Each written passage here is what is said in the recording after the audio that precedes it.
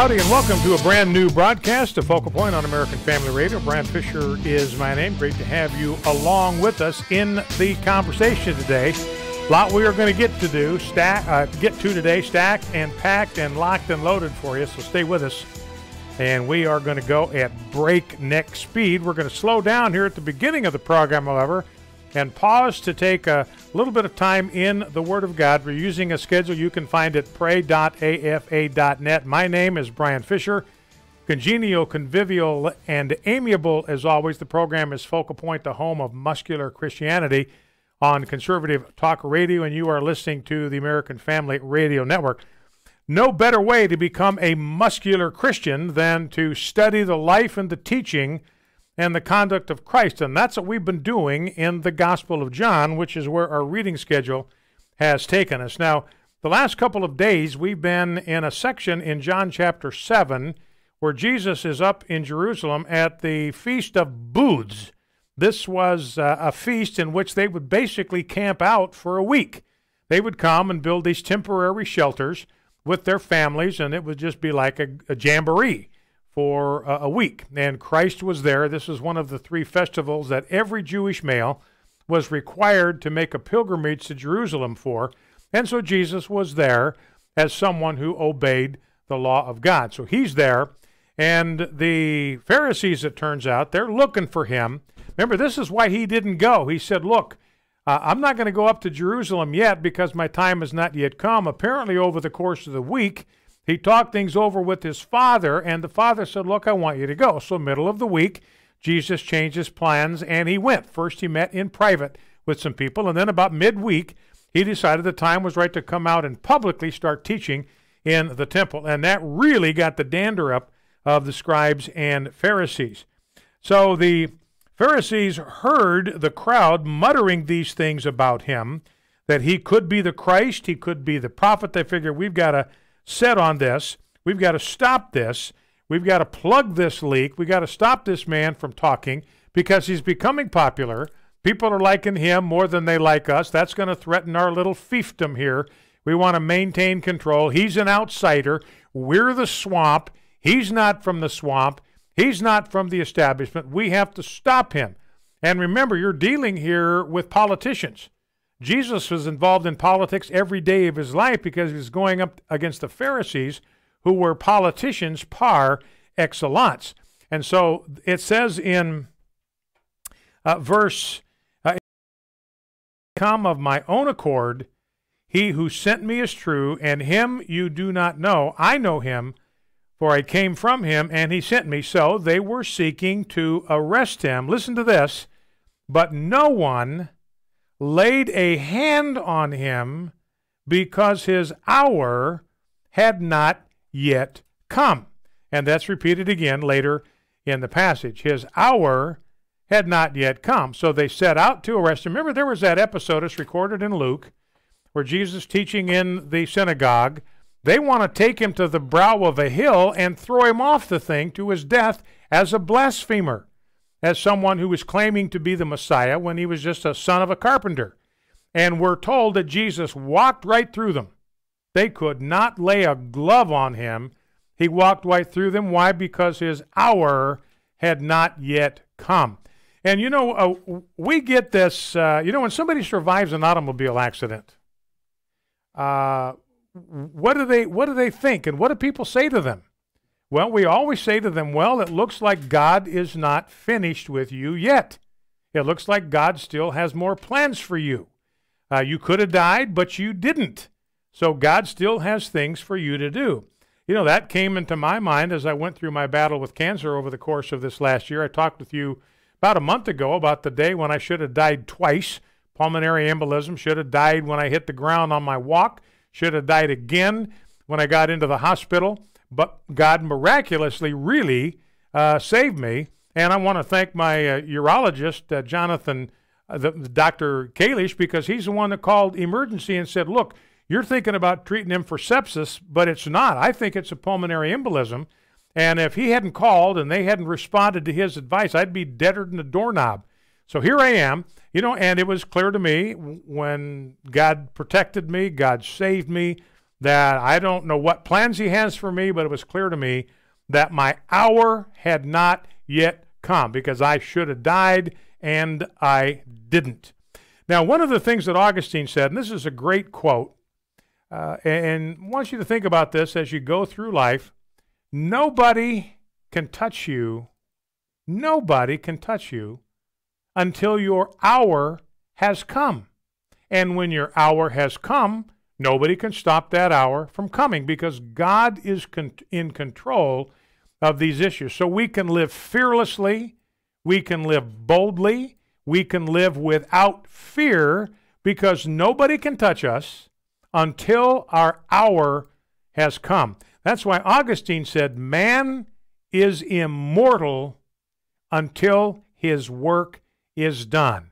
That was true of Jesus Christ, it's true of me, and it's true of you. Man is immortal until his work is done. So if you're still living, you're still breathing, you're still kicking, you're still eating, you're still moving about, God's work through you is not yet done. So hang in there and walk with him.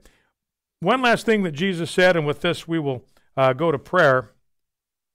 Last day of the feast, he stood up and he shouted these words, if anyone thirsts, that is, if anyone has a spiritual thirst, you feel thirsty inside, you feel dry inside, your spirit seems like it's withering in the heat, it's like a desert inside.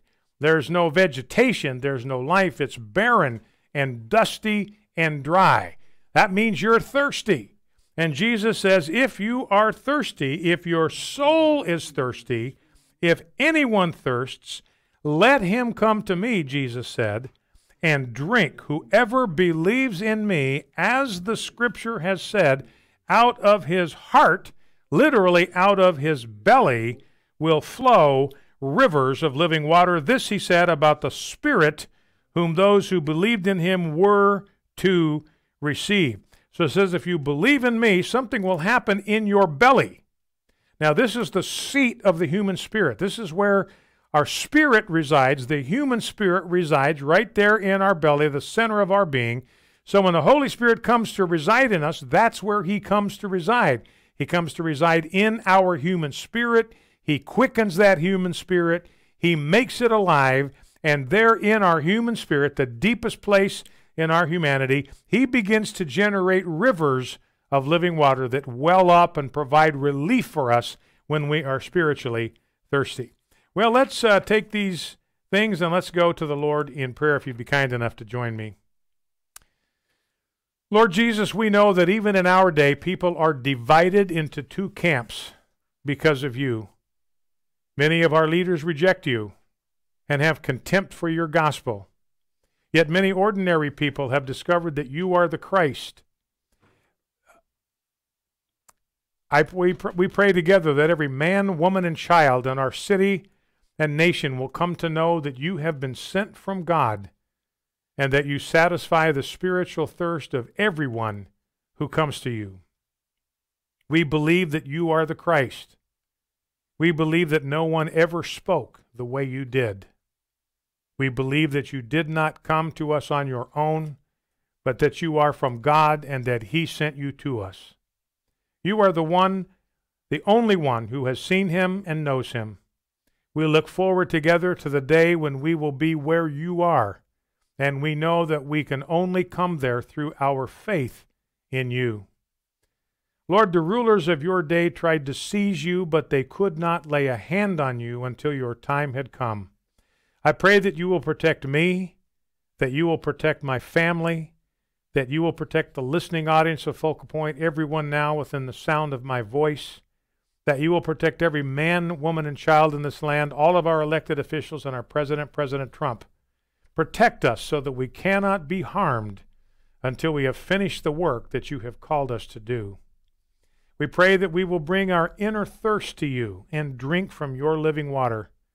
May streams of living water flow from us, from the center of our being, through the Holy Spirit you have given to us. May he release those streams of living water into our spirit and soul, even this day. This we ask in your name, as our Lord and Messiah. Amen.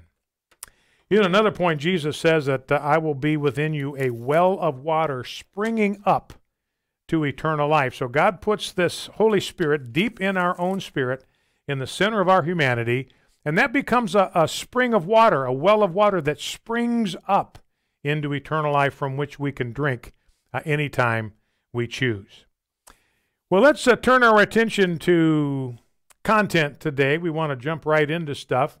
President Trump is talking right now about his Iran deal. We're going to record that. We got our recorders working right now, even as we are talking, and so we may have a soundbite or two from you from Donald Trump's statement about what he is going to do with regard to the Iran nuclear deal. Now, the reality is this Iran nuclear deal is a really, really bad deal, really, really bad idea. And so the hope is that Donald Trump, and this is my hope, and I think that's what he's going to do, news in Israel is already reporting that he is going to kill the deal, and maybe that's what he's doing even right now as we are chatting here. We don't have the sound up. We got the crawl on the bottom. He said we have definitive proof that the basis behind the Iran deal was a lie. So Donald Trump is going to cancel the Iran deal, pull the United States out of the Iran deal today. I'm looking at a piece here by Scott Johnson from powerlineblog.com. Excellent blog. Scott Johnson is a very smart dude. I read much of what he writes. And he says this is the worst deal ever. We need to kill the worst deal ever. And I want to give you some of the highlights that he includes in this column about why this is such a bad deal. And President Trump has already described this thing as the worst deal ever.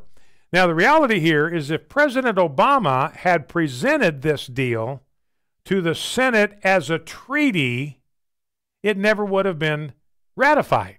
In fact, in the Senate, it would not even have attained a majority, let alone the 2/3 support that you have to have for ratification.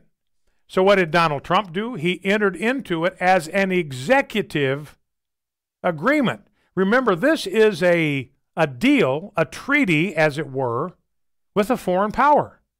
And the Constitution is very, very clear that treaties must be ratified before they can take effect, before they can go into effect, before they have any binding power whatsoever. They must be approved by the Senate by a vote of 2/3. That means 67 senators have to vote for this thing. President Obama knew that he could never even get a majority in the Senate, so he didn't even bother to try. He just did another one of his end runs around Congress and just entered into an executive agreement with the country of Iran to make this deal apart from any kind of congressional authorization. Now, Senator Tom Cotton and 46 of his colleagues wrote a letter back in March of 2015 to John Kerry regarding this deal with the Iranian regime. And what they said is correct. And I want you to remember this. Remember, we've seen this from Obama before. He did it with immigration, could not get the DACA deal through Congress, so he just made an executive order, which has no power and no effect because Congress has the authority, and only Congress has the authority to set immigration policy. So what Senator Cotton and 46 other senators said, look, this agreement with Iran is nothing more than an executive agreement between President Obama and Ayatollah Khamenei. That's all it is. This is President Obama entering into a little sweetheart deal with his good buddy Ayatollah Khamenei. And what the senator said in this letter, look, the next president, who is Donald Trump, could revoke such an executive agreement with the stroke of a pen. And, you know, everybody on the Democratic side just went absolutely nuts. But as usual, Senator Cotton was exactly right. Now, from the perspective of our opposition to the Iranian regime, This Joint Comprehensive Plan of Action, the JCPOA, certainly does look like the worst deal ever. This deal, ladies and gentlemen, according to this piece by Scott Johnson, and he's absolutely correct, this deal lavished financial benefits and the unraveling of complicated economic sanctions at the front end. In other words, we made all the concessions at the front end. We gave them billions of dollars, hundreds of billions of dollars, and we promised to unravel these economic sanctions. We did that at the front end. We didn't ask Iran to show good faith in any substantial way, shape, or form. So the mullahs, what did they do? They took the money and they ran. And so we wound up funding the opposition, funding the aggression of Iran against us, because those millions and billions of dollars went right in to the business of funding Islamic terror. Now, Obama and Secretary of State John Kerry, which, by the way, John Kerry, we've got a soundbite coming up, he's been working behind the scenes to try to keep this deal alive. He's been meeting with Iranian leaders. He has no authority to do this. He has no position in our federal government. He's not an envoy or a representative of the president or of the United States. He's just meddling where he does not belong. Now, there's a Logan Act from the late 1700s that says an individual cannot meddle and interfere in the foreign policy of the United States, say, for instance, by going and meeting behind the scenes with leaders of a foreign country if you're not a representative of the American. Exactly what John Kerry has been doing. And remember, this is what they tried to nail General Flynn on. I mean, the Democrats were just up in arms about General Flynn having these back-channel communications with the Russian government. This is a violation of the Logan Act. He's an individual. He's a citizen interfering with the foreign policy of the United States. Well, he was not. He was an appointee. He'd already been picked by Donald Trump. And what he was doing in making contact with foreign governments is he was getting a running start on his job. This is perfectly appropriate. Every administration needs to do this so you have some kind of momentum on your first day in office. But I don't know if you remember this, but President Obama and John Kerry cited a non-existent Iranian fatwa against the development of nuclear weapons. They said, look, we can go into this deal because the Iranians, the Muslim clerics, have issued a fatwa that says they can't develop nuclear weapons. Now, the reality was this fatwa had never been issued, and any Iranian leaders who made statements vouching for it were just telling big, fat lies. And so it was a complete and utter farce that there was any fatwa preventing Iran from developing a nuclear weapon. Now, Iran violated this agreement at its very beginning by lying about the history of its nuclear program. And this was the point that Benjamin Netanyahu was making in his declaration several weeks ago when he was revealing some of the secrets of the Iranian nuclear archive that they had purloined. They had 100,000 documents that Israeli Secret Service, the Mossad, had snatched from the Iranian government, a half-ton of documents that were retrieved by Israeli intelligence, and they got them from Tehran to Tel Aviv. Those guys, ladies and gentlemen, are the best in the business. There's a reason why the Mossad has the kind of international reputation that it does. They play for keeps, and remember, they're living in an environment where they've got to be right all the time because they are surrounded by hostile forces. So Netanyahu's presentation, by the way, it was conducted with Trump's awareness, with his blessing, and with his encouragement. So that was kind of a leading indicator of where Donald Trump was going to go today. And he is going to withdraw. He's now announcing right now his declaration to withdraw from the nuclear deal. We do have audio from that. Oh, we got some? Yes. All right. Ready to go. Okay. Well, a couple of more comments, and then we'll play that audio. How long is the audio, roughly? About 2 minutes. Okay, good. We'll get to that here in a second.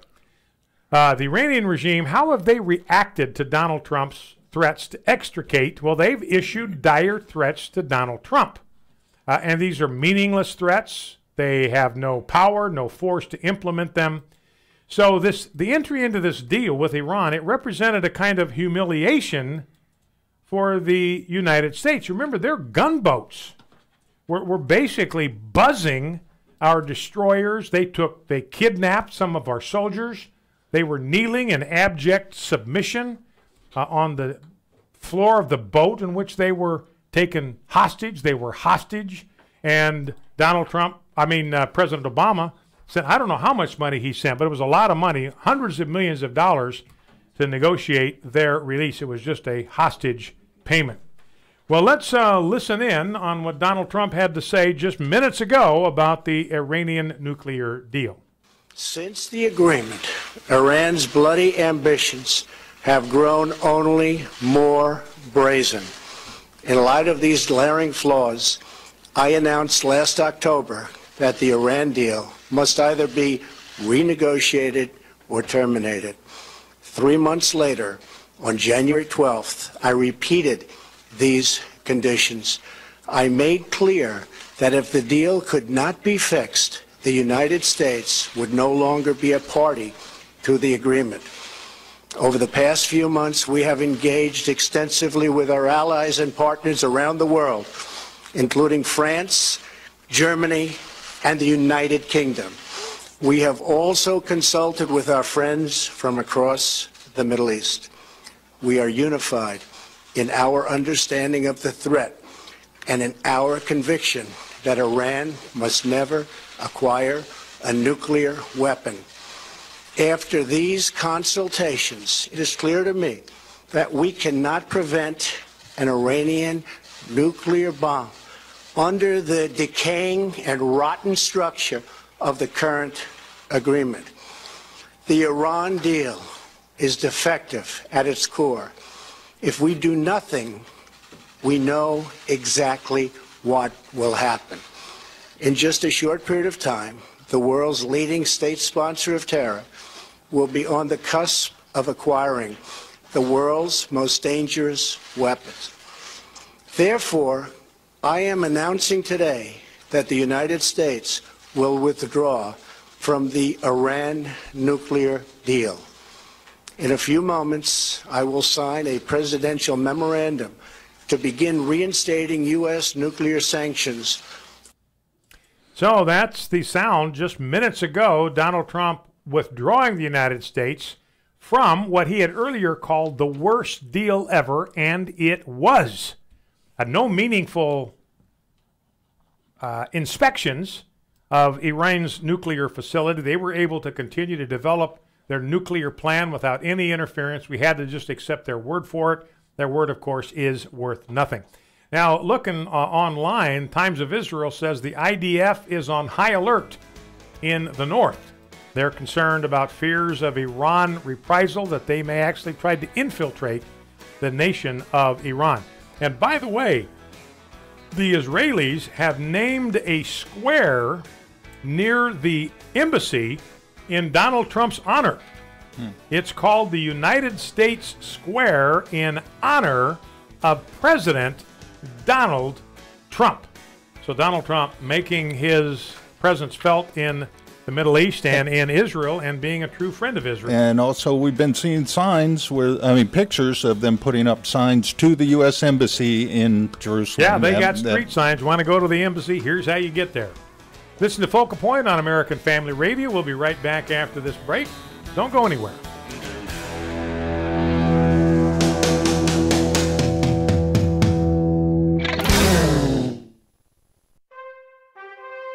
This is Dr. Richard Lamb, president of Southern Evangelical Seminary. Welcome to Bringing Every Thought Captive. Today, May 8th, we celebrate VE Day, Victory in Europe, May 8th, 1945, 73 years ago. The interim Nazi government that had taken over when Hitler committed suicide formally announced their surrender to the Allies May 8th, and the Second World War ended in Europe. It did not end in the Pacific for another 3 months, until Japan surrendered after Hiroshima and Nagasaki were attacked with the world's first nuclear weapons. Celebration in Europe on May 8th was massive and jubilant. London and Paris and even Moscow were ecstatic. The long war against the desperate evil that was Nazism was over. And while the war in the Pacific was savage and brutish, 3/4 of the more than 400,000 Americans that were killed in World War II perished in the European theater. Fewer and fewer of that greatest generation who fought that war are with us. Every day, more and more of them are dying. Express your gratitude to them and to their families for their enormous sacrifice. If ever there was a war that was just, it was the war against Nazism and Japanese imperialism. Imagine the global nightmare for humanity if the Axis powers had won. I am thankful to God that He allowed the Allies to prevail in this desperate struggle with such monstrous evil. I'm grateful my dad survived World War II, having earned 13 battle stars in the Pacific, from the First and Second Battle of the Coral Sea to Midway to Guadalcanal to the liberation of the Philippines and right on to the surrender in Tokyo Bay. I knew he was always grateful when people told him how much they appreciated his service in the United States Navy. Tell a veteran and their loved ones, whatever the war, thank you for keeping us free. For more information about SES, go to ses.edu. This is Richard Land.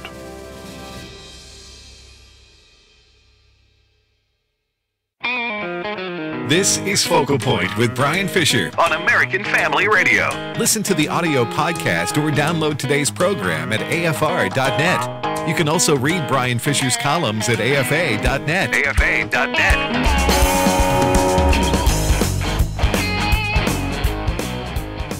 From our winnable war files, this is a story about Webb County in the state of Texas. But 20 years ago, nearly 1,000 unborn babies lost their lives to abortion every year in Webb County. As many as 3 abortion facilities used to do business there, according to the Express News. But now, the southern Texas county is abortion-free. According to the report, 1,044 unborn babies were aborted in the county in 2001. Just 3 years later, there were no abortion practitioners left in the county.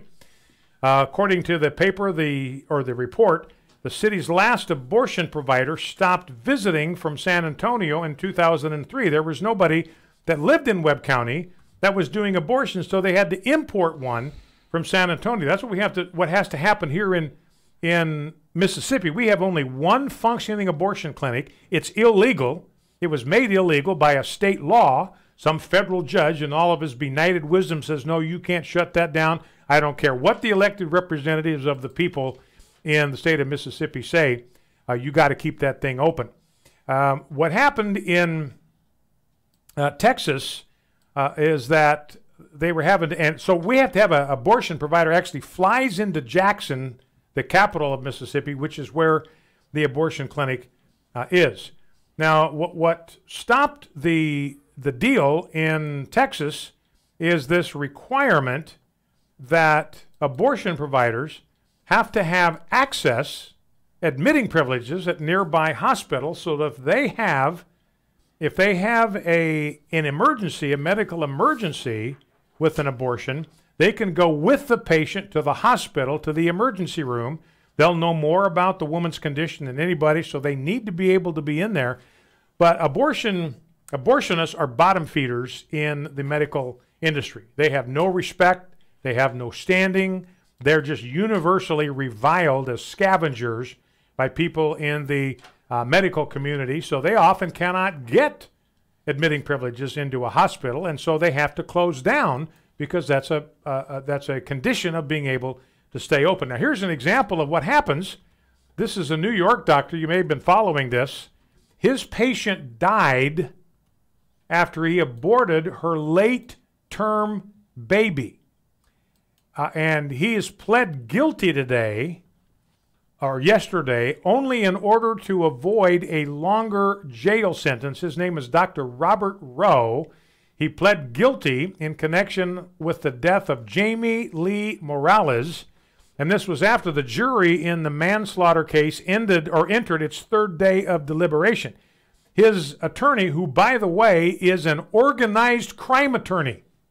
In other words, the only guy that this abortionist could get to represent him works for the mafia, works for the mob. This shows you the level to which they have to sink in order to defend what they are involved in. And this Jeffrey Lieberman, this mob attorney, after 3 days, and they were still going, he went to prosecutors and he said, look, I'm afraid that the evidence against my client is just so overwhelming that he's going to be convicted if I let him go to the jury phase, because she bled out. I'll give you the details in a second. So he was facing up to 15 years for this manslaughter conviction, and that's the way things were running. But as it is, he's only going to have to serve 9 to 10 months under this plea agreement, probably back to work dismembering babies after his time is up. And the mob attorney said, look, I thought they were heavily leaning on the conviction of the top count, which was the manslaughter account, so we saved him years in prison.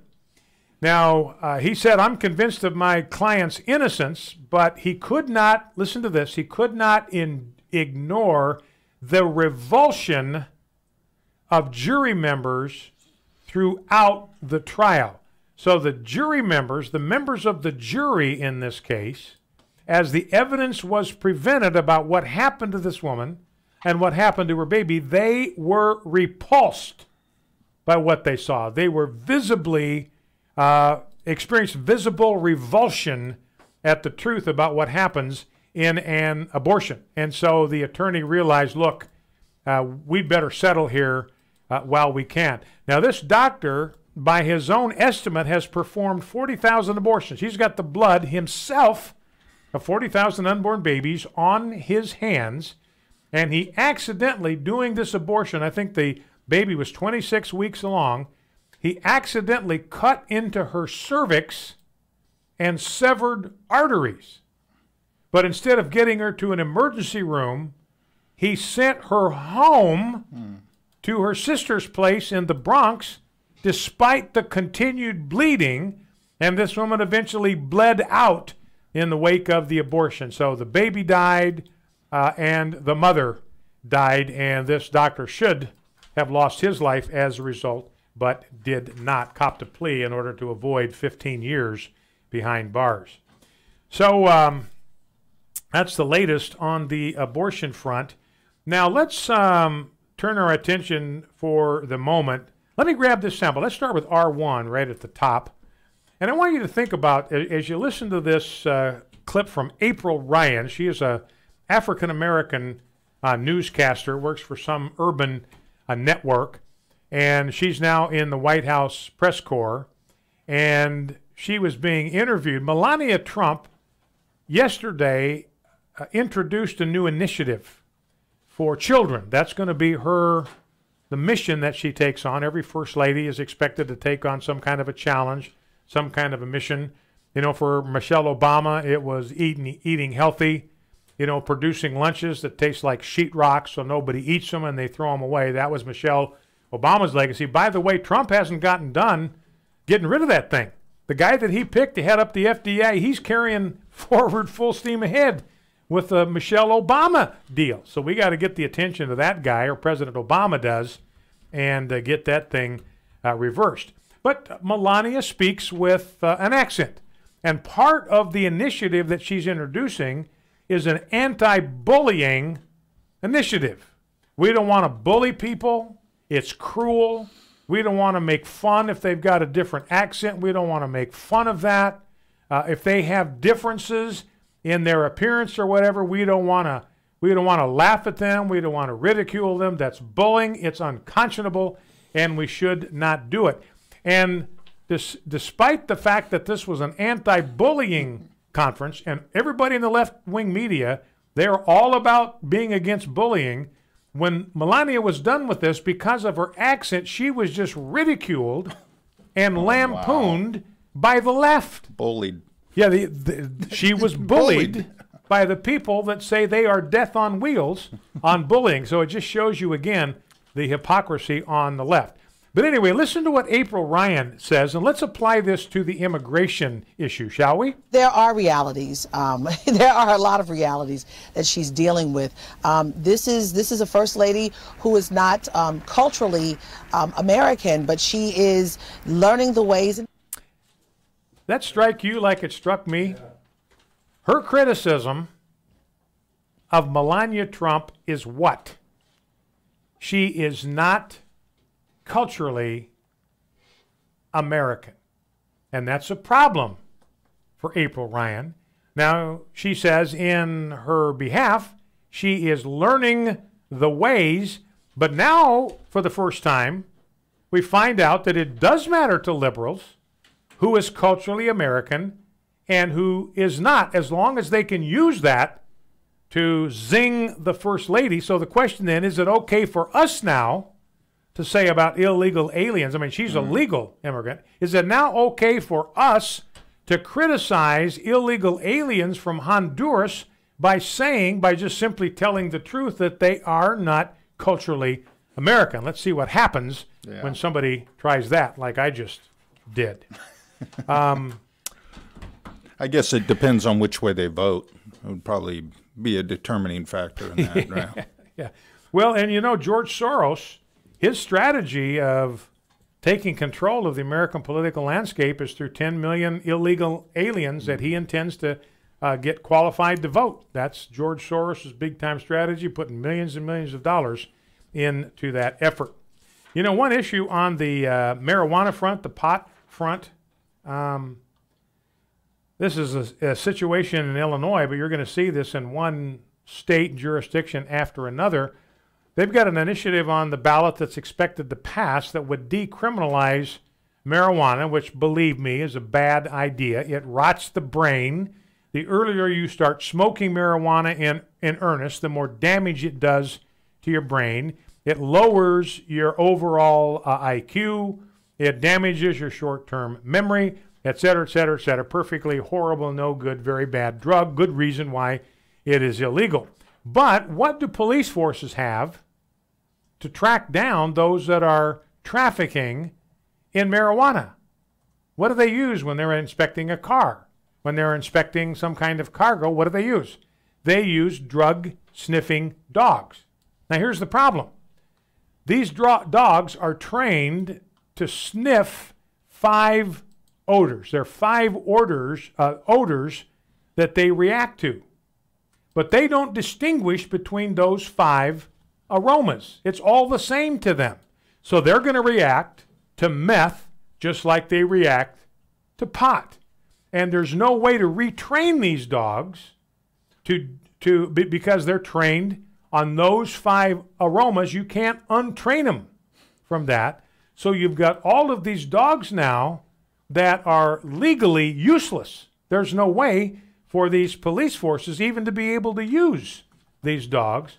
So they are probably going to have to euthanize these. They may have to euthanize hundreds of these dogs after, the typical, in Illinois, the typical police department has about 275 dogs to sniff out illegal drugs, but now they're going to have to train a whole brand new batch of dogs and take the marijuana aroma out of the mix. Once they're programmed with those 5 different odors, you can't deprogram. The last dog, this one department that's profiled here, cost them $20,000 to train the last dog that they trained.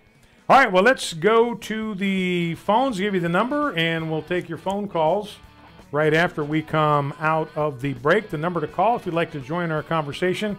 Get your reaction to April Ryan saying that Melania is not culturally American.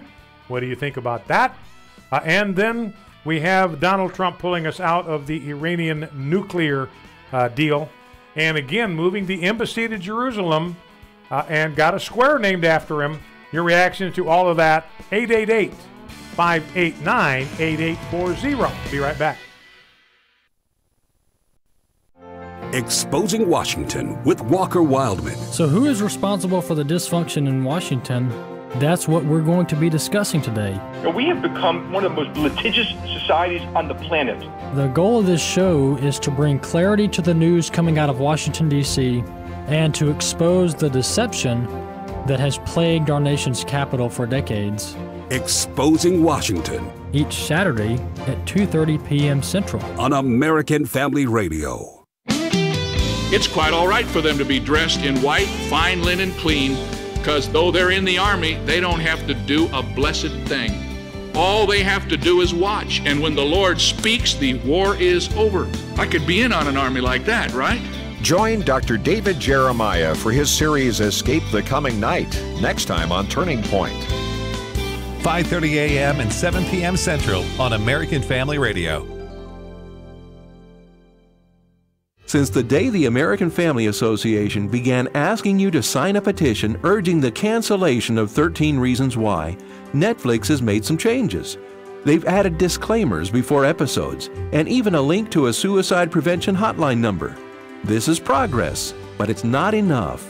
If you have signed the petition, thank you. If you haven't, please do.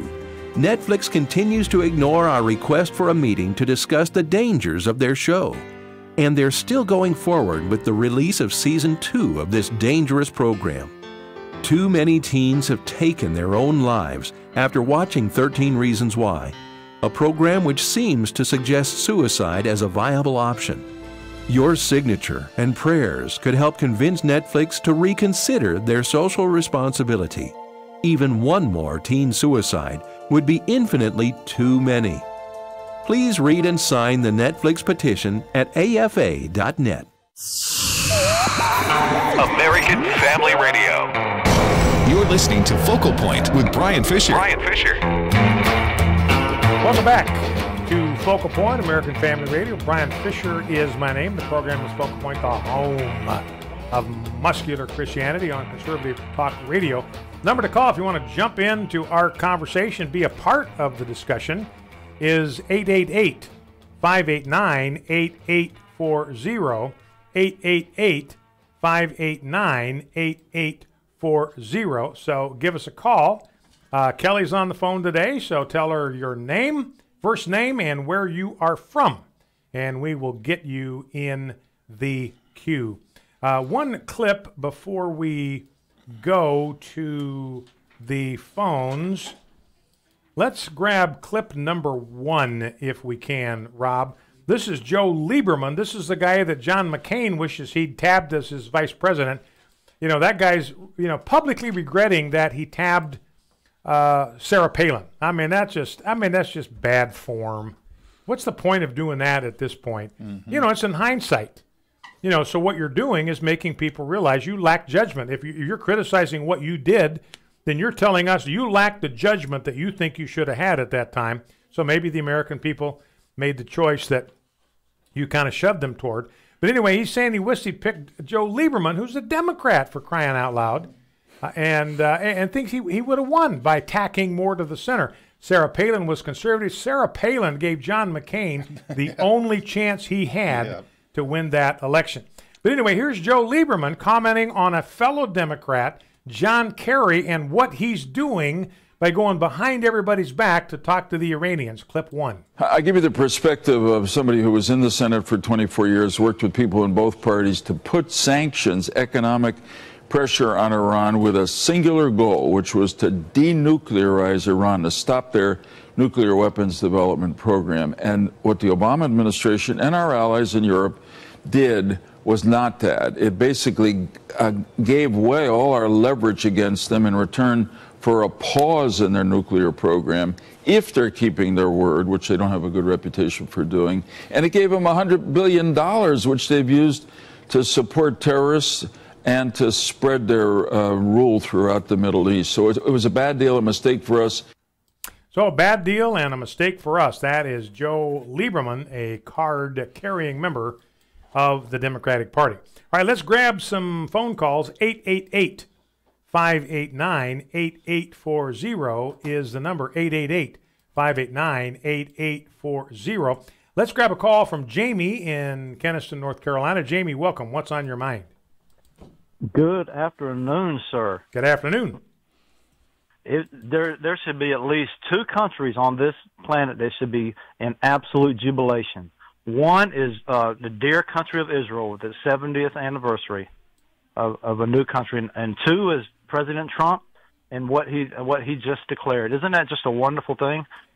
Absolutely. It could be, yes, sir. Now, can I ask your thoughts on, could this be possibly the beginning of the fulfillment of Psalm 83, or maybe even the prophecy in Jeremiah there and Ezekiel 38 and whatnot? How about that? Well, you never know. It could be. I don't know the end from the beginning. God's the only one that does that. But it is interesting. You know, we had someone on this program from Hayuvel. What was his name? Wallers. Wallers, yeah. What was I don't know. I was off that day. Anyway, we had him on from Hayuvel. That's in Israel. They're Americans, Amish, grew up Amish, and they're over in Israel. And they're helping visitors, tourists, work alongside Jewish farmers and work on building olive groves and vineyards. And they're actually able to see the prophecy of the Old Testament fulfilled. There's an Old Testament prophecy about planting vineyards and olive trees on the mountains of Samaria, and there they are doing it. They're a living fulfillment of prophecy. So I don't know. I don't have an answer for you, Jamie. I'm a little hesitant to make any kind of statements about prophetic events, eschatological things, but it's certainly interesting. There's a lot to watch. You know, if you believe what the Scriptures teach about the end times and Jesus' prophecy about his return, what's going to precede that, a lot of stuff to keep us interested. All right, thank you for that. Let's grab a call from Wes in Waco, Texas. Wes, welcome. What's on your mind? Yeah, hello. I was in the Iraq War. I was in the military for quite a while. I was in the PRP program. I knew quite a bit about nukes. They should just give Iran a nuke and just let them have one. That way we would have the codes and, you know, the whole 9 yards. So they could have their little nuke. They can play with it all they want to, and you know, maybe stop terrorism. And they can't really use it to hurt anybody.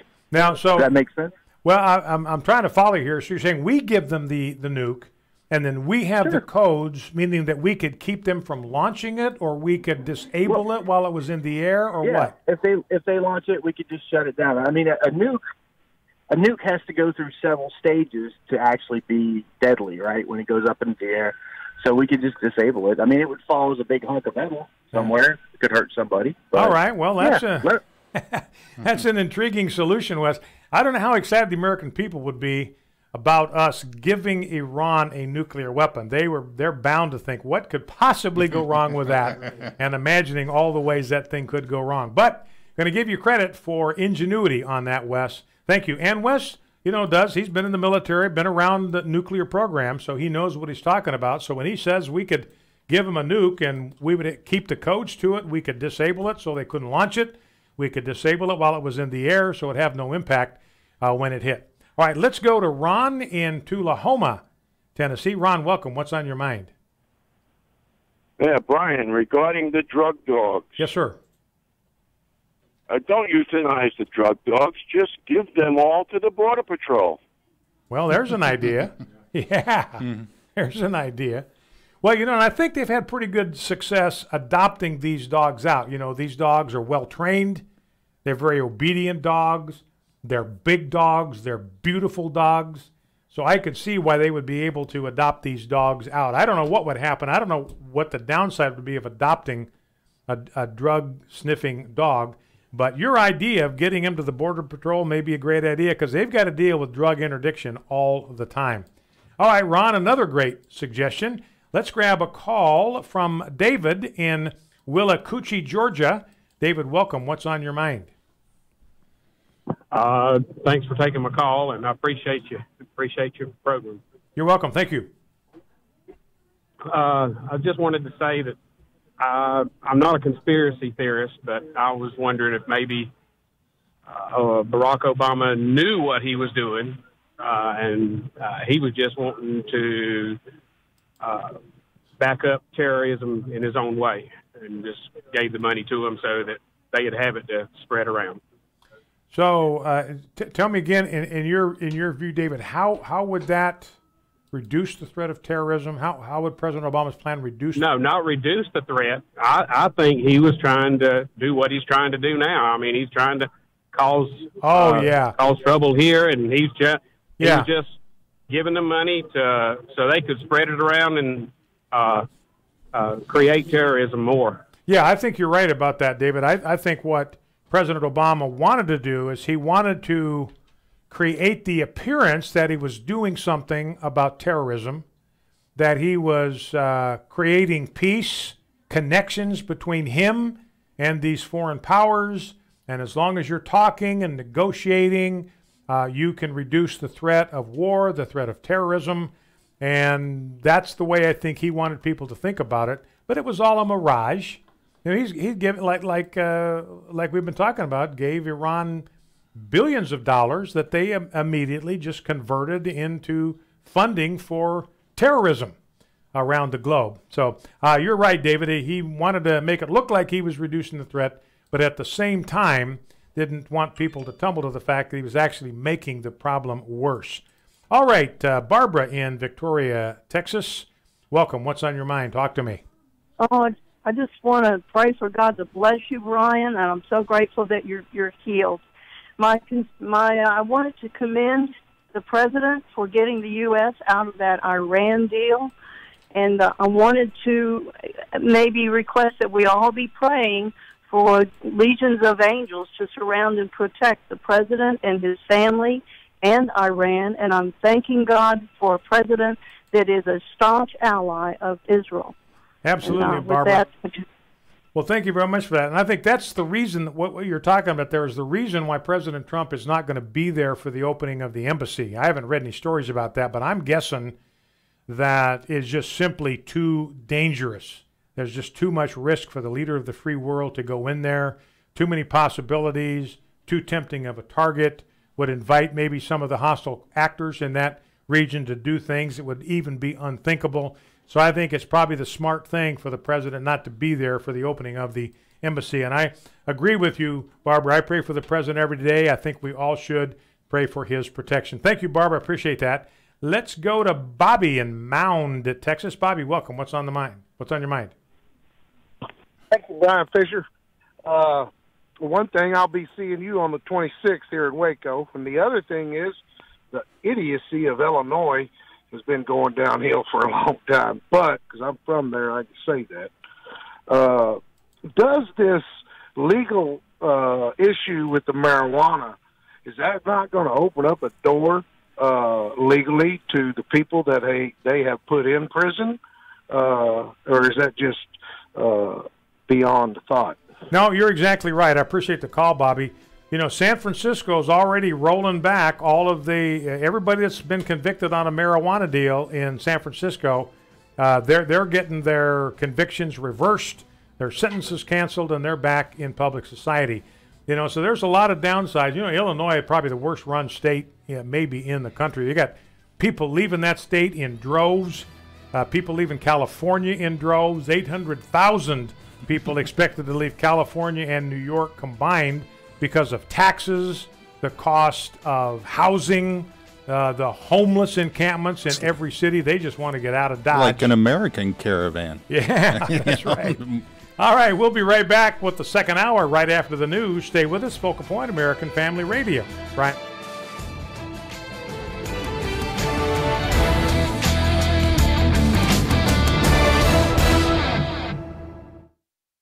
Faith, family, freedom. American Family Radio. Announcing 3 new episodes of Ryan DeFrady's Secret Agent. These animated half-hour episodes will entertain children. That's right! Ryan DeFrady's is a secret agent with a whole lot to learn, and he insists on working alone until he's paired with a very unlikely partner. Mommy! From American Family Studios, episodes 4, 5, and 6 are available now at afastore.net. Faith, family, freedom. American Family Radio, a ministry of the American Family Association. This is American Family News. I'm Steve Jordahl. The U.S. has pulled out of the Iran nuclear deal. I am announcing today that the United States will withdraw from the Iran nuclear deal. President Trump from the White House. The president pointed to the Iranians not letting nuclear inspectors in to do their job, the inevitability of a nuclear arms race in the Middle East, and the trove of documents Israel pulled out of Iran. During the 2016 campaign, President Trump promised to withdraw from the Iran nuclear deal. And President Trump says Secretary of State Mike Pompeo is en route to North Korea ahead of his planned meeting with the North Korean leader Kim Jong-un. And President Trump says Secretary of State Mike Pompeo is en route to North Korea ahead of Trump's planned meeting with the North Korean leader, Kim Jong-un. Trump said Tuesday afternoon that Pompeo will be arriving in country shortly and has meetings scheduled. It will be Pompeo's second known visit to the country. Trump has revealed last month that Pompeo also met with Kim over Easter weekend. The parents of 2 school shooting victims are turned down in court. Fox's Chris Foster reports. Jesse Lewis and Noah Posner were 2 of the 20 first graders shot and killed at Sandy Hook Elementary School in Newtown, Connecticut in 2012. Their parents sued the town and the school district, claiming security was inadequate. A judge dismissed that lawsuit, citing government immunity and the fact that emergency response can never be 100% scripted and directed. The suit claimed school officials did not follow security procedures, such as ordering a lockdown as soon as the gunman shot his way in. Also, the classroom doors only locked from the outside, and the teachers in rooms where they and the kids died didn't have keys anyway. Chris Foster, Fox News. A California church gets its day in court. Here's AFN's Chris Woodward. San Rafael, California has a paramedic services special tax that applies to, among other things, church properties. But attorney Brad Dacus of Pacific Justice Institute says that's not legal. Dacus is representing Valley Baptist Church, which filed a lawsuit last September in Marin County Superior Court, asking that the city of San Rafael's tax be declared invalid as applied to the church under the California Constitution. The city of San Rafael, California, is trying in an unprecedented way to effectively tax churches.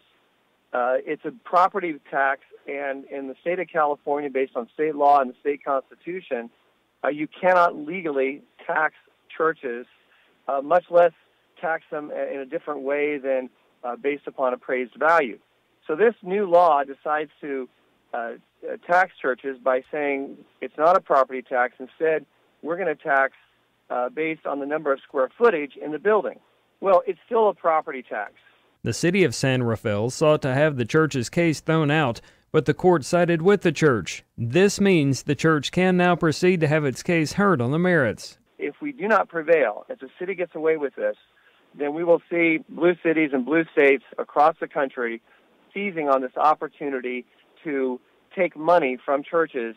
And I'm sure some of them would love to see churches shut down and the property used for something else. I'm Chris Woodward. Facebook says it's banning foreign advertisements related to Ireland's abortion referendum amid concerns that North American groups are trying to influence the campaign. Irish voters will decide May 25th whether to repeal a constitutional ban on abortion in a referendum that has drawn international attention. More Americans say their next cars will be electric. AAA is out with a survey that suggests 20% of Americans, up 5% from last year, say that their next vehicles will be electric. It's good news for EV automakers, though AAA's Greg Brannon says the big concern about EVs is still range. Running out of charge while you're on the road is an important consideration, as well as the infrastructure out on the road to charge. Data shows that actual sales of electric vehicles are only 0.05% of new car sales overall. In Chicago, Jeff Manasso, Fox News. Find more news and information online at onenewsnow.com. You can also find us on Twitter, Facebook, and the One News Now mobile app. For American Family News, I'm Steve Jordahl.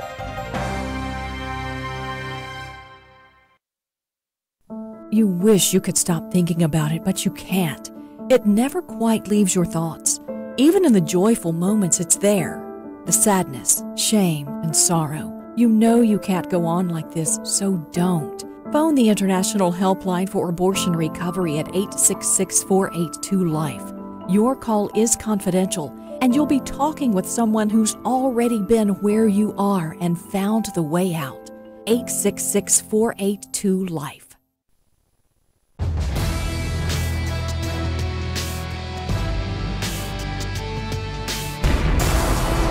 Freedom prospers when religion is vibrant and the rule of law under God is acknowledged. An informed patriot is what we want. Welcome to American Family Radio's Focal Point, the home of muscular Christianity on conservative talk radio. Muscular Christianity. Where we relentlessly explore the intersection of truth and politics. The trouble with our liberal friends is not that they're ignorant. It's just that they know so much that isn't so. Now, here's your host, Brian Fisher. Howdy, and welcome back to Focal Point, American Family Radio. I want to talk about this Schneiderman business just for a second. He is the Attorney General in New York. Brian Fisher is my name. You're listening to the second hour of Focal Point on American Family Radio. And he had to resign last night after the New Yorker did a bombshell piece revealing that he had a number of instances of domestic abuse in his past, or women who were credibly accusing him of domestic abuse in dating relationships. I mean, choking, strangling, striking, and he, I think quite obviously, was guilty of at least some of it, which is why he resigned. If there's no truth to it, you don't resign. You don't let that stand. So the fact that he didn't fight it at all, said he was innocent, but he pled guilty to the charges. And the thing that's, this Schneiderman guy was out there presenting himself as a champion of women. That was his kind of claim to fame. He got on board this Me Too movement. He's the guy that's leading the charge in New York against Harvey Weinstein. He's the prosecutor against Harvey Weinstein. And yet he had this numerous skeletons in his quality. It's just a reminder. The reality is you just don't get away with anything. That you just don't get away with anything. God's not going to let it happen. Anyway, let's go to clip number R4. This is the guy now that is probably going to go to prison. I mean, he's going to have to go to prison behind some of this because this is pretty, I've just tried to be as nondescript as I can be because the details are pretty graphic. But he's clearly in danger of going to prison, and he should. Here's clip R4. This is the guy that, and big-time supporter of Planned Parenthood, which actually stood up for him last night. Planned Parenthood defended him last night, and Kellyanne Conway retweeted a quote from Schneiderman talking about everybody is subject to the rule of the law, nobody's above the law. Kellyanne Conway tweeted, "Gotcha," and Planned Parenthood went off on her for her criticism of this guy who beats up on women. So anyway, here's an example of Schneiderman's rank hypocrisy. This is just this year, just a couple of months ago, at a pro-abortion rally. We are here at Choices today to stand up for the most fundamental of constitutional rights, the right to integrity, privacy, and protection of your own body and your own personhood. We are standing up against violence and sending a clear message that in New York, the laws protecting access to abortion and all other reproductive health services will be enforced. The law trusts women, and we are here to enforce that law. Okay, that was then. Last night he had to resign, even though he gave this wonderful speech, glowing speech, inspiring speech. We are standing up against violence and sending a clear message about that. Now he's probably going to prison behind his own violence against women. Now I want to talk about, this is an interesting piece. I'm kind of going through the stack here, getting to as many of these stories as I can. This is a great little piece. This is sort of a semi-winnable war moment because it has to do with the Military Religious Freedom Foundation and our good friend Mikey Weinstein, who's often taken me to task for various things, very hostile, very critical, very hateful. Anyway, as you are aware, the Amazon company was bounced ADF, Alliance Defending Freedom, from their Amazon Smiles program. We had Jim Chapman from ADF on yesterday to talk about that. It's interesting who wrote in on his behalf. It was Mikey Weinstein from the Military Religious Freedom Foundation wrote to Jeff Bezos on behalf of the attorneys of the Alliance Defending Freedom. It's kind of amazing because it's an amazing testament to the character and the integrity of these guys at ADF. I'll just read you excerpts from his letter. Dear Mr. Bezos, our work often brings us into direct conflict with the Alliance Defending Freedom, or ADF. Frankly, we disagree with ADF's position on almost everything in law and policy. But it is one thing to fight for ideals, and it's another to marginalize and suppress others, even those you vehemently disagree with. And that is what's happening when ADF is branded a hate group and thrown out of the Amazon Smile program. Irrespective of the immutable fact that we are adversaries, on this particular and specific matter, we simply disagree. Please reconsider, Mr. Bezos. In my long years of fighting for what's constitutionally right, listen to this, I've come to personally know several senior ADF lawyers extremely well.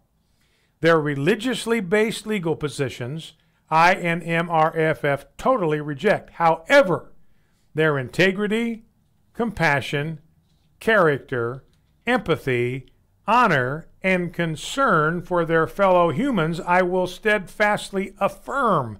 I have seen it and I have lived it. As seemingly incomprehensible as it may seem, sometimes hell actually does freeze over. I consider them dear friends, and I assure you that I don't use that term lightly. Though I and MRFF fervently disagree 100% with ADF's views, I will stand up here and now and respect their fight for conscience, for their understanding of human life, and their commitment to their conception of religious freedom. However profoundly wrong they are, they do not deserve controversial labels or being shoved to the side by the inestimable power and raw power your formidable firm wields.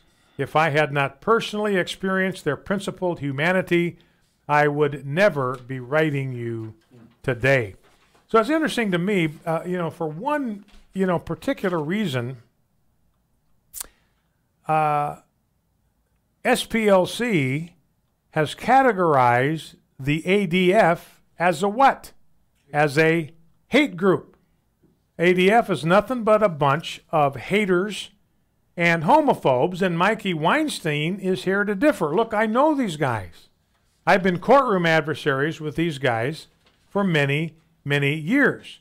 But they are men, I can bear witness with my own lips, that they are men of integrity, compassion, character, empathy, honor, and concern. They are not haters in any way, shape, or form. But again, that's one of the issues that we have with the left. For them, disagreement is hatred, and we beg to differ with them on that score. All right, we got more content. When we come back, we're going to talk about the latest developments in the Mueller program. One of the problems that we covered in the Parkland shooting, the high school shooting in Florida, was this Obama program called the Promise Program, which is supposed to keep people, minorities, out of the prison system. So the idea was if they commit crimes on campus, let's not charge them for crimes.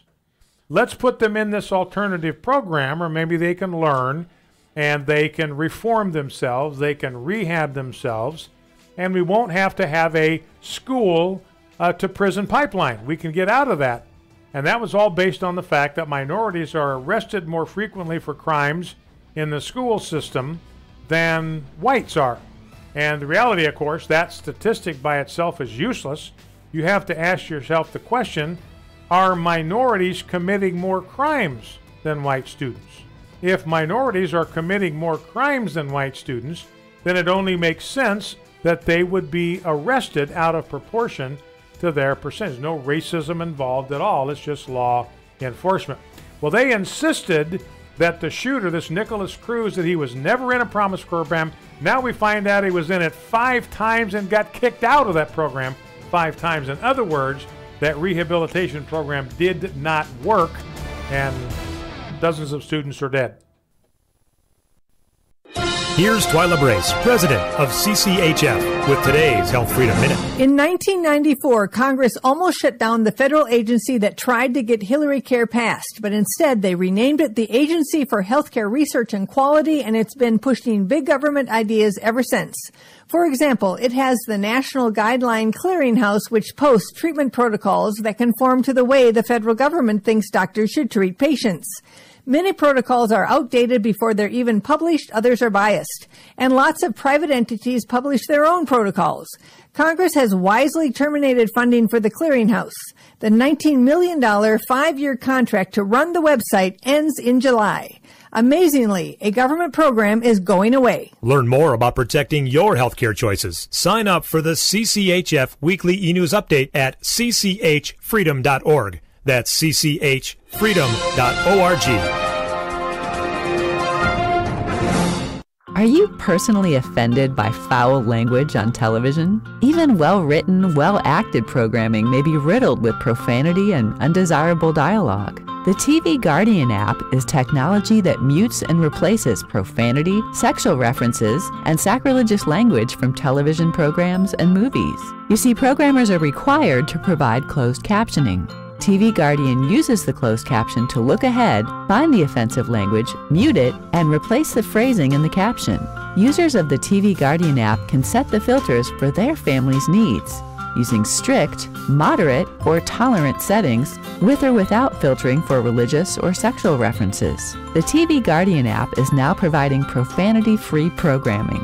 Information is available at tvguardian.com/dish. tvguardian.com/dish. American Family Radio is thankful for the support of TV Guardian.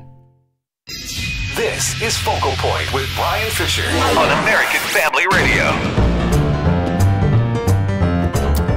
Howdy, welcome back to Focal Point, American Family Radio. Glad to have you in the conversation. However you got here, live streaming us on Facebook, live streaming us on YouTube, listening to us on one of our 184 radio stations, audio streaming us at afr.net, catching a podcast, which you can find by going to our Facebook page and clicking on the Learn More button, or staying up with us on the move with the apps we have for the iPhone and the Android.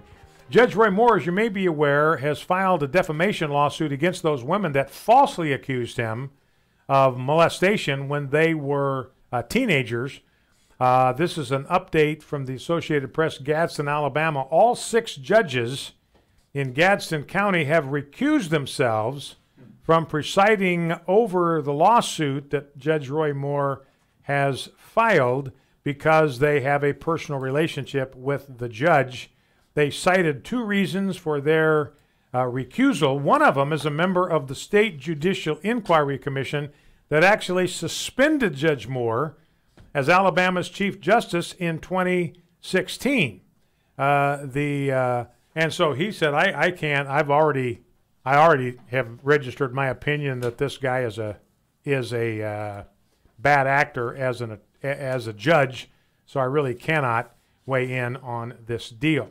Now, here's the thing I want to talk about with regard to Bob Mueller and his investigation. It really hit a speed bump today. You are going to love this. This is one of the great things about that's just surfaced yesterday and today about the Mueller investigation. What's happened there may get this whole thing completely kiboshed. And let me explain what I'm talking about here. The Justice Department, at Mueller's direction, remember, they indicted 13 Russians and 3 Russian businessmen back in mid-February. Well, that whole thing was just a publicity stunt because they knew there's no extradition treaty with Russia, so there's no way they were ever going to have to prosecute these guys. So this indictment wasn't going to go anywhere because there's no way they're going to persuade them to come back to America to stand trial. It's just not going to happen. They could simply ignore the indictment and nothing was going to happen to them. Well, they ran into a buzzsaw because the businesses that were charged in this, were indicted by Mueller, decided to show up. They hired an American law firm, and this American law firm showed up in court. And they said, we want to combat these charges, and we want to do it starting today. One of these Russian businesses, Concord Management and Consulting, they want their day in court. So they've retained a Washington law firm, the law firm of Reed Smith, and 2 of the partners, Eric Dubelier and Catherine Seikele, have told Mueller that Concord is ready to have its trial. Now, what this means, by the way, is, and this is what Mueller did not anticipate. He didn't see this thing coming. What's required then of Mueller is he's got to let them have all of the discovery that the law requires them to disclose, including all the evidence that you say supports the allegations in this indictment.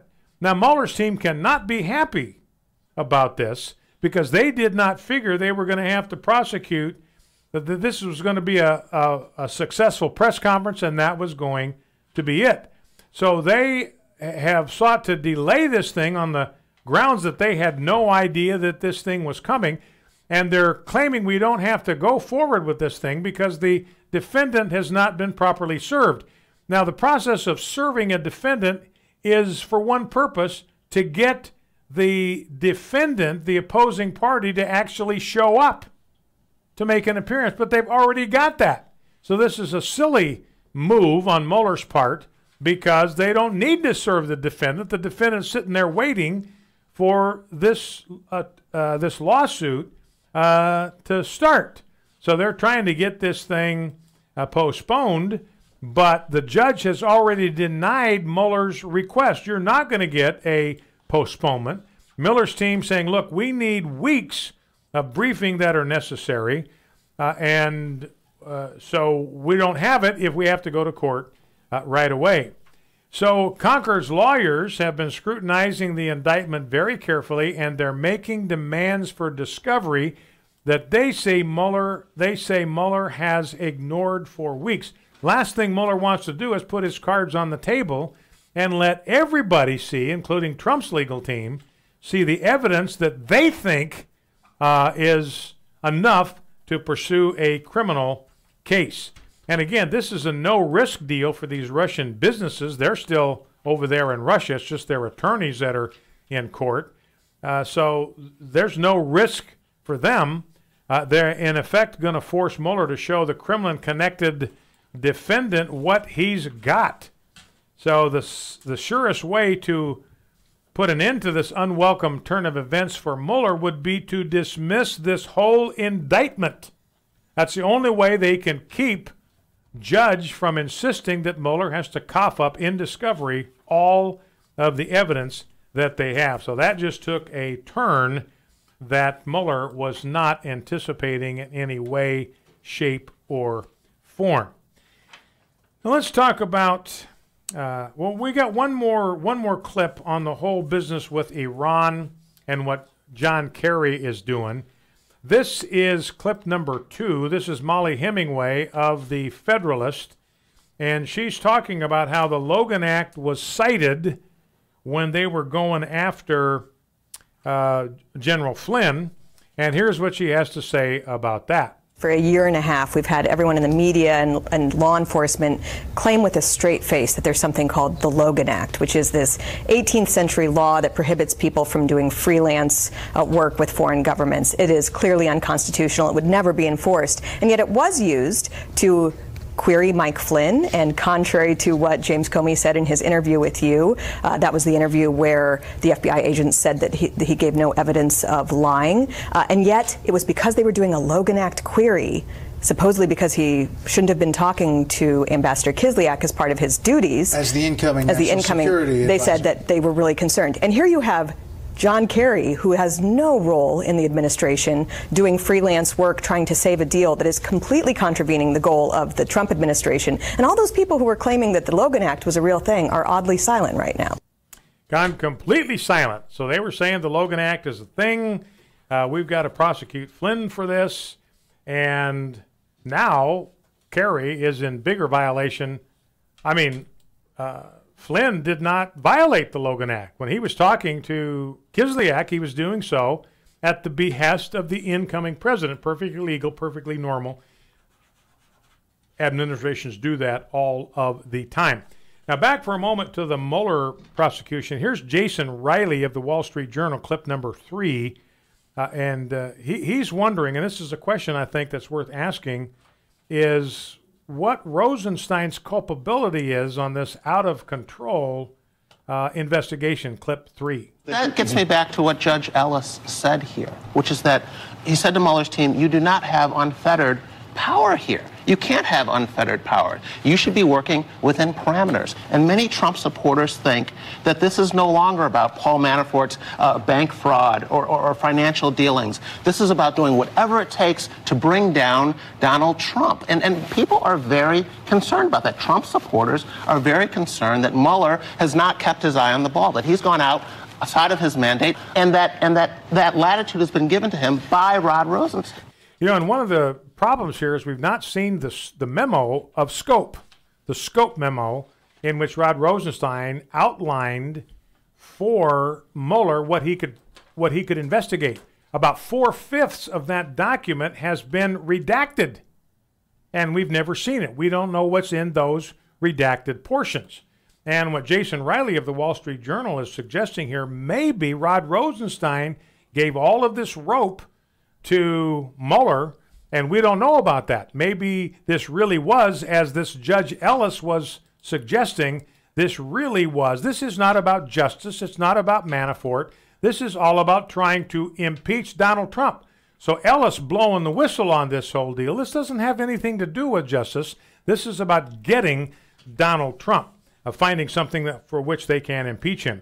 And Donna Brazile, clip 5, she talks about this possibility. This would be part of the strategy to impeach Donald Trump. Let's see what she thinks of that idea. But as in terms of a message, impeaching the president is not a message that will resonate beyond the base of the party. Mm-hmm. We need to have a message that resonates beyond the base, to the middle, to independents and others who will make the difference in this election cycle. And she's saying impeachment is not that message. So here's another very influential Democratic voice weighing in. I mean, Maxine Waters is going to be the only one in America that's going to be talking about impeaching 45 by the time this is over. Now, here is clip number 7. This is John Carl talking with Karen Finney, who was a spokesman for the Hillary Clinton presidential campaign on the same issue about impeachment. Here's what she had to say. The president's political team wants this to be the second Trump election. They want to put Trump on the ballot. They want to make it a referendum on Trump versus Democrats who want to try to impeach Trump. Do you want Trump or do you want him impeached? That's their argument. The Republicans that are running this strategy in terms of from Capitol Hill don't necessarily want that. It's a district by district, state by state effort. Some of those candidates will have to distance themselves from Donald Trump, but the Trump political team believes that you have to make this a referendum on impeachment, a referendum on the president. And the Democrats cannot let that happen, because I agree with you. That is the way to fire up that base. So this is more Democrats now saying you can't go the impeachment route, leave it alone, don't even think about it, don't even try it, because it's simply going to fire up Donald Trump's base. You go after him like you have to do in an impeachment trial, all you're going to do is guarantee a Democratic defeat in November. So this is significant. I mean, we've seen Nancy Pelosi come out saying this is a non-starter. I figure there are other Democrats, we played the sound bites, we're probably up to a half a dozen now, by now, who've said, look, this impeachment thing, forget about it. It's a losing proposition. It'll guarantee a Donald Trump victory in November. It will guarantee a Democratic defeat.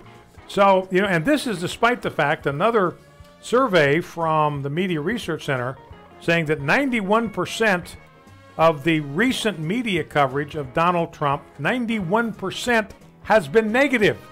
And yet his polling numbers continue to go up. And that's what the Democrat leaders are realizing. Look, this is a losing proposition. No matter what we try to do to this guy, his poll numbers keep going up, trying to impeach him. That is a loser of a proposition. We'll be right back.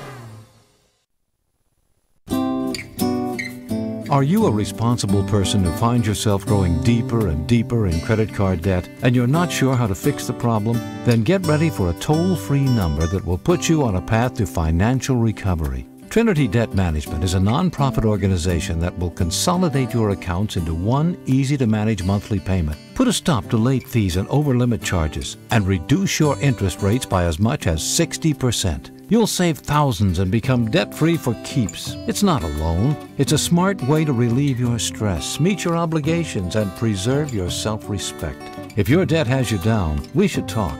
Gather up your bills and call this toll-free number for a free, no-obligation debt analysis. 1-800-788-1813. That's 1-800-788-1813. If you're in debt and you need help, call Trinity at 1-800-788-1813. Hi, this is Steve Tiber with 8 Days of Hope. We've seen God open up so many doors for us to help serve and love those who get affected by a natural disaster. As the trees and the wind started crashing down around us, my wife was, of course, very diligently praying, Lord, please be with us. Very simply, we do it because God commands us to love others. I see these volunteers all as a gift from God. And I'm just grateful they're here, helping out is a blessing. If you're interested in becoming a part of what God's doing through 8 Days of Hope, please go to 8daysofhope.com, click on Get Involved, submit your email address. I've noticed that whenever there's a time in my life when things might be a little gloomy, the number one thing that I can do is to go serve somebody. And I would encourage anyone else to, it's worth it. Come out and do it next time if you didn't make it to this one, and the Father will really bless you in it. Thank you so much for your prayers and volunteering with 8 Days of Hope. American Family Radio. You're listening to Focal Point with Brian Fisher. Video segments of today's program will be posted at afr.net and on the Focal Point Facebook page. You'll also find the best collection of Brian's resources on our Facebook page. If you're on Twitter, be among the very first every morning to find out what the day's show will be about. Just follow Brian at Brian J. Fisher. Brian J. Fisher. Welcome back to Focal Point. Brian Fisher is my name. Listening to Focal Point on the American Family Radio Network. And again, Mueller's Russian troll, that was the one indictment that has anything to do with the election. That's Mueller's only indictment that has anything to do with what he was chartered to do when he indicted these Russian firms, 13 Russian individuals, 3 Russian business firms, for meddling in the election. Now he is going to have to dismiss them all, or he's going to have to reveal that he's got absolutely nothing in the tank, nothing in the bank to go after Donald Trump. So this is going to be embarrassing for Robert Mueller. So this is something he just did not see coming. He had no idea that attorneys for these Russians were actually going to show up in court and demand their day in court. Mueller wasn't ready for that. It's going to be bad news for the whole Mueller team. Let's see. I've got a piece here by Andy McCarthy talking about the other problems with the Mueller indictment. This is stuff we've talked about before, but Judge, it's different now. When Andy McCarthy's saying it, different than when we're saying it. This is a federal judge now saying that Deputy Attorney General Rod Rosenstein failed to comply with federal regulations about special counsel investigations. Remember, the federal regulations require that if you're going to hire a special counsel, you've got to identify the crime that's being investigated. They have never done that. Rod Rosenstein never did that. So this whole thing is flawed, no legal basis for it from the beginning. And we still don't know, and this is what Ellis is pointing out, we still don't know what the boundaries are of the Mueller investigation. That's why Ellis has insisted that the memo has got to be turned over to him that specifies the charges and the boundaries of the investigation. And he pointed out that, look, these Manafort indictments, they don't have anything to do with the charter of the Mueller investigation that what we know he was chartered with doing. And so Ellis is saying, look, what you guys are really about is not getting after justice, but getting after Trump. And so the judge is going to pressure Mueller now. You got to disclose 4/5 of the Rosenstein scope memo has been redacted. We do not know what is in there. We don't know what Mueller's charter is, what his boundaries are, because 4/5 of it have been redacted. We still don't know the factual basis for Mueller's investigation. And then you've got these Russian businesses actually showing up in court and calling Mueller's bluff. So Mueller is getting ready to look like an absolute and total buffoon in all of this deal. That's where this thing seems to be headed. Let's see, we got a couple of pieces of political news. I told you about the square in Jerusalem being named in President Trump's honor. More trouble for Nancy Pelosi. You've got 9 Democrats running for the seat in New Hampshire that's being vacated by retiring Representative Carol Shea Porter. Not one of them, not one, is committed to supporting Nancy Pelosi. She said, I'm going to run again for Speaker. So far, she's got not a single candidate from New Hampshire saying that they would support her. Now, Bret Easton Ellis is an American author, Democrat, card-carrying Democrat, and he is predicting that we are about ready to see a seismic shift against progressive values in Tinseltown. He says, I think there is a backlash brewing against leftist hysteria. This is part of the backwash, part of the prop wash from Kanye West coming out as a Trump supporter. And he said this, Hollywood is both hysterically emotional about its own liberalism, but it's locked in a major hypocrisy because it's one of the least inclusive capitalist societies that exists. It's a pure corporate culture with corporate rules. It's about caving in creatively to the global marketplace. If that means no gay characters in movies because they won't play in certain territories, then so be it. In other words, just look, Hollywood filmmakers, if they're making a movie and they want it to play in certain global markets, and those global markets are not yet ready for a gay character, they won't have one in their movies. And what Bret Easton Ellis points out was something that I did not know, is that Beverly Hills went for Donald Trump in 2016. Did anybody know that? Beverly Hills went for Donald Trump in 2016.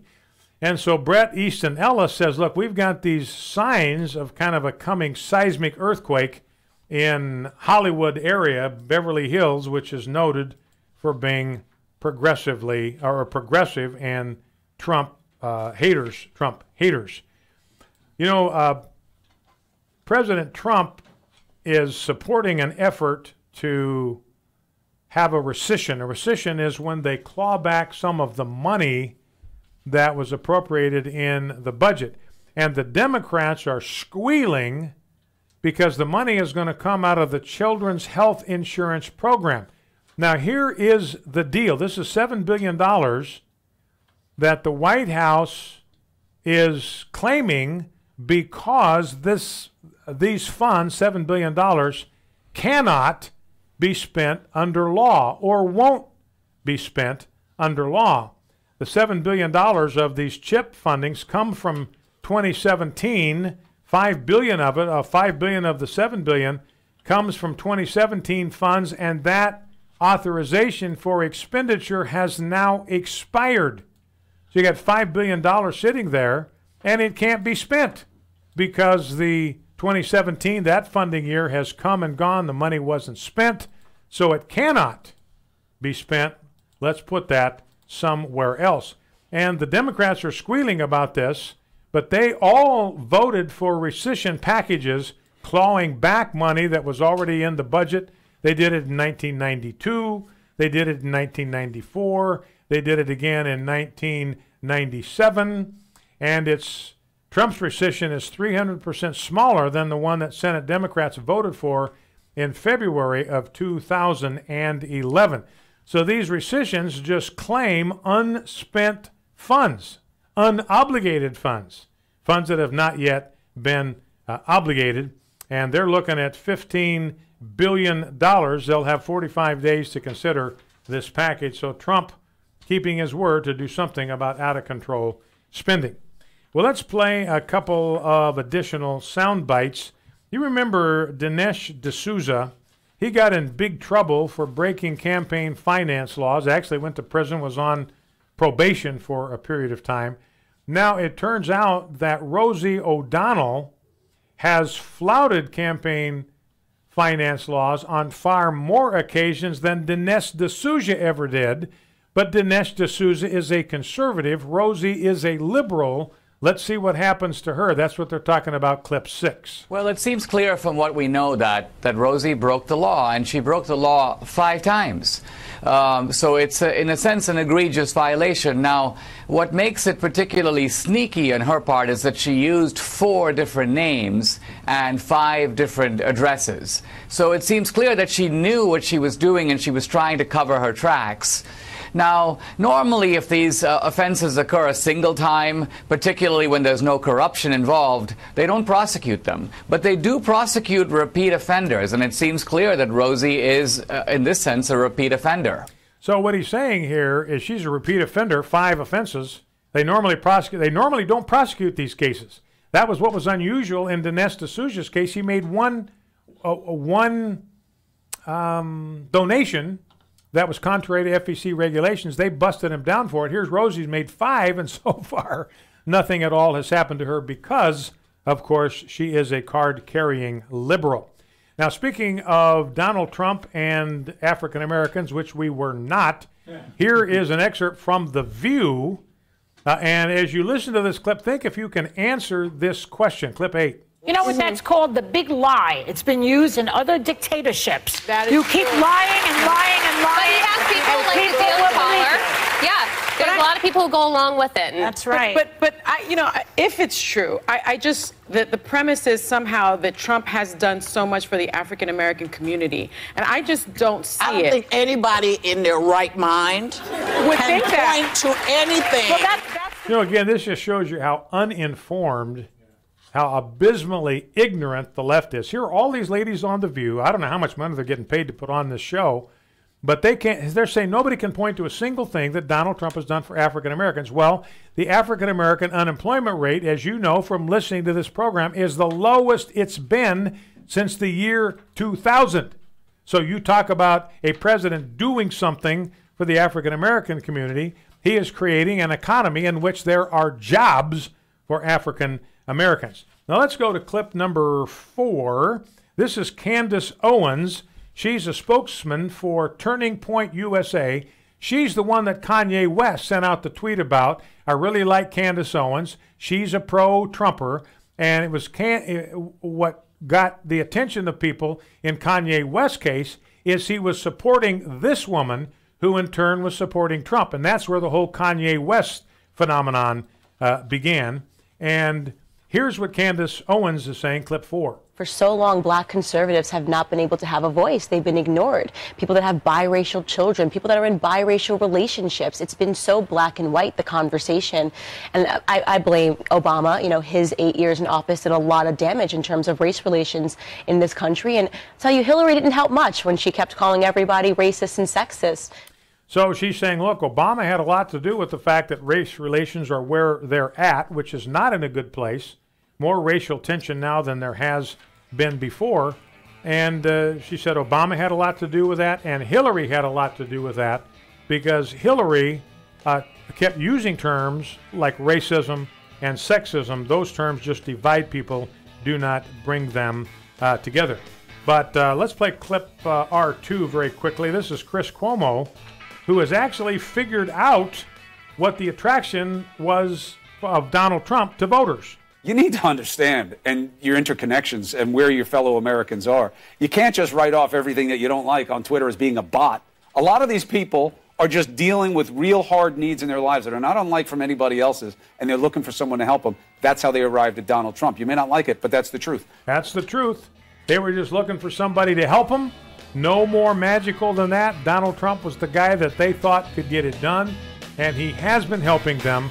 Unemployment at historic lows. We'll be right back. Focal Point American Family Radio.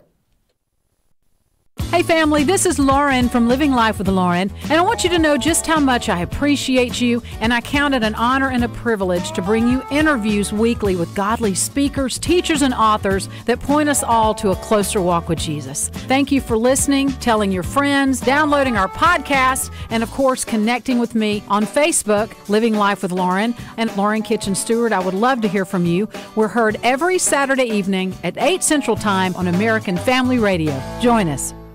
Many in America seem to have forgotten that its foundation was built on God. In this 40th year celebration of the American Family Association, we invite you to help us remind America once again of the truth behind our national motto, "In God We Trust." You can do your part and display your faith with an "In God We Trust" car decal from the AFA store.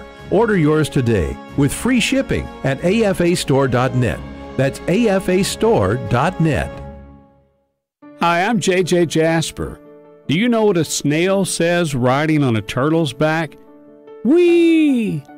That's how I feel about being at this year's Fishbowl Retreat. I'll be sharing some laughs and encouragement with you, and my wife Melanie will be speaking as well. The annual AFA Pastors and Wife Fishbowl Retreat is coming October 9th through the 11th, and already the event is filling up. Our host will be Pastor Bert Harper of Exploring the Word and his wife Jan, and our guest speakers will be AFR morning personality JJ Jasper and his wife Melanie. Come refresh, renew, and relax. The AFA Fishbowl Retreat will be held at Linden Valley Conference Center in Linden, Tennessee. Registration is limited to the first 35 couples. Register soon by calling 800-326-4543 extension 300 or visit repairingthefoundations.net. Come join us at the annual AFA Fishbowl Retreat, October the 9th through the 11th. American Family Radio. You're listening to Focal Point with Brian Fisher. Focal Point, Brian Fisher. Howdy, welcome back to Focal Point. Brian Fisher is my name. Focal Point, the program. Last segment of the program, we'll take your calls.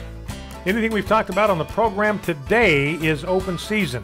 888-589-8840, 888-589-8840. 888-589-8840. You've only been doing that for 9 years now. Yeah, way to rub it in. Yeah, I know. So that's the number to call if you'd like to join our conversation. And maybe when you call in, you can issue a rebuke for my team for making fun of me for my mental lapse. Yeah, it's all in love. Yeah. That's what you always say when you're the one that's delivering the punch. You always, I was done in love. I was just teasing. No, I'm just kidding. It is all in fun. Anyway, I got one clip left. 888-589-8840 is the number. Here's the last clip. This is R3 responding to Jeff Sessions. Went down to the border yesterday. He's going to send, I think it's 35 attorney generals and 18 judges, 35 assistant U.S. attorneys and 18 judges to the border. So it's not going to be catch and release anymore. It says you cross the border, Jeff Sessions said, and break our law, we are going to prosecute you. You try to smuggle anybody into the United States, we are going to prosecute you.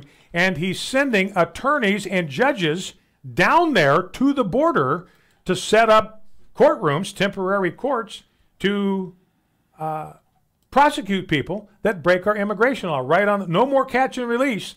You're going to be apprehended, you're going to be detained, and you're going to go to trial. Here's what Arizona Cochise County Sheriff Mark Daniels said about this, talking to Steve Ducey of Fox and Friends. We're excited. Let me just say, I was in a meeting yesterday in Phoenix with our federal partners from Border Patrol and other agencies, and we discussed this.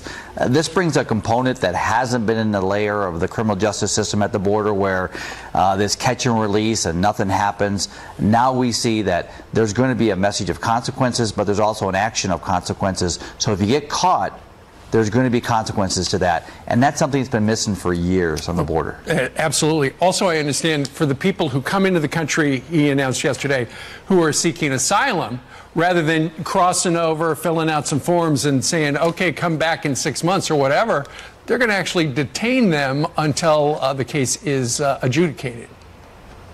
That is correct. And again, I appreciate what they're doing, working on the border for over 3 decades and seeing this missing component of the criminal justice system. Think about this as a federal agent, as local law enforcement, sheriffs that work in this for this quality of life in communities where you get these people that have been caught and nothing happens. What a motivation dump to these law enforcement officers. So that fills the gap. We're excited about that. So these law enforcement officers are going to have the satisfaction of knowing that the people that they detain, that they arrest for breaking our law, are going to be detained and they are going to be prosecuted immediately, if not sooner. So they're not going to be just given some kind of court date 6 months down the road, which they never show up for. That's going to be done on the spot. That's great news. That's Jeff Sessions. You know, I know a lot of you are very unhappy with Jeff Sessions, but I tell you, this is a good move, and kudos to Jeff Sessions. I continue to have a lot of respect for him. I wish he was moving more assertively, just like you do.